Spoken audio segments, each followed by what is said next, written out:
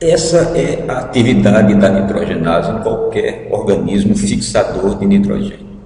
Só que essa enzima, ela é inibida pelo oxigênio, e existe oxigênio na raiz. Assim, o bacterióide, ele teve que desenvolver estratégias para permitir que essa enzima funcionasse mesmo com a entrada de oxigênio. Lembrando que esse ser, ele não é anaeróbico. A nitrogenase está no citoplasma, né? Mas ele precisa de oxigênio na mitocôndria para produzir estes ATPs que são necessários para seu funcionamento. E aí ele desenvolveu duas atividades.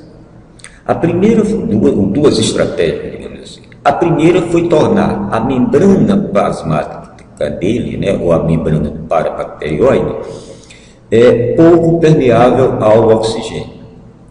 E a segunda foi colocar no citoplasma dele, né, produzir uma enzima chamada leg-hemoglobina, que é igual à hemoglobina, né, igual ou muito semelhante à hemoglobina animal. Tá? Por isso, a coloração vermelha desses bacterióides. Né? Quando se dá um corte, realmente é vermelho que se encontra. Então, esta presença é o que se nota, se percebe da atividade da enzima. Quanto maior a quantidade de leg-hemoglobina presente do bacterióide, maior a atividade dessa enzima, o que significa que mais amônia está sendo formada. Esse bacterióide produz amônia, utiliza para ele, e o excesso que ele produz, ele cede para a célula que o está hospedando. Né? Essa célula, então, vai passar a desenvolver um processo que veremos em outra videoaula chamada assimilação do nitrogênio. Qual é a contrapartida da planta para receber esta amônia? Também não se assustem com o gráfico, né, ou com o esquema. A planta produz o açúcar nas folhas, manda esse açúcar para aquelas células da raiz, esse açúcar é transformado em malato. Este malato, ele é fornecido ao bacterióide. O bacterióide vai usar este malato tanto para produzir os ATPs, né, no processo de respiração do ciclo de Krebs normalmente, como utilizar esse malato como esqueleto carbônico para a produção, né, dos aminoácidos necessários para produzir tanto a leg-hemoglobina como a nitrogenase. Então aqui você teria a célula da raiz da planta, dentro dela o bacterióide.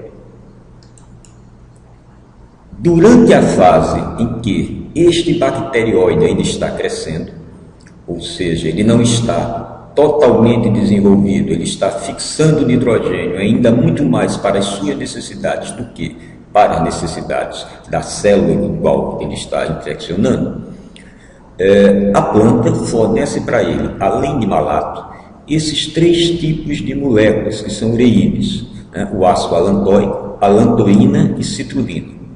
Observem que eles são compostos nitrogenados, né? E com muito nitrogênio. Mas por que a planta faz isso se o objetivo dela é receber nitrogênio do bacterióide? Isso é devido ao fato de que esse bacterióide ele está crescendo. Então, quanto mais nitrogênio ele tiver, mais rapidamente ele vai poder sintetizar os aminoácidos que ele precisa para formar a proteína chamada de nitrogenase. E assim, quanto mais proteína ele formar, mais ele vai poder fixar, mais rapidamente ele vai conseguir fixar o nitrogênio, transformando em amônia, e mais rapidamente fornecer essa amônia para a célula que ele está infectando. No momento em que ele passa a fornecer já a amônia para a célula, cessa o fornecimento desses três ureídeos para o bacterióide.